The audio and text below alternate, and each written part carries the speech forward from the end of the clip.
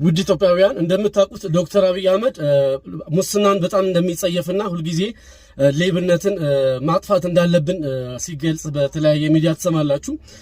ይሄን ደግሞ መንግስትን ሊረዱ ከሚችሉ ሰዎች መሃል አንደኛና ዋነኛው ብዬ የማስበው አዎንታ በርሲሳ ቲክቶክ ስሙ የሚታወቀው ልጅ መንግስትንም ሆነ ህዝብን ሊረዳ የሚችል በጣም ብዙ መረጃዎችን ሰዎች እየደወሉ የሚያደርሱትና በዶክመንት የተደገፈ መረጃ ያለው ልጅ እንደሆነ ብዙዎቻችሁ ታውቃላችሁ።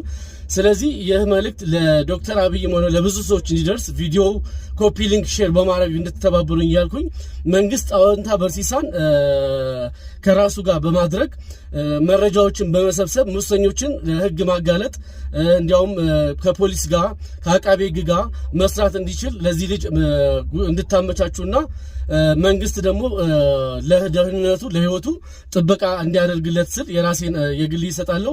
እስቲ እናንተም አዎንታ በርሲሳን የምታውቁ ሰዎች ስለሱ የምትሉትን ነገር ኮሜንት ላይ አስቀምጡልኝ። የእናንተው ሌጋል ክሊኒክ ጠበቃና የህግ አማካሪ ኤፍሬም ነኝ። አመሰግናለሁ።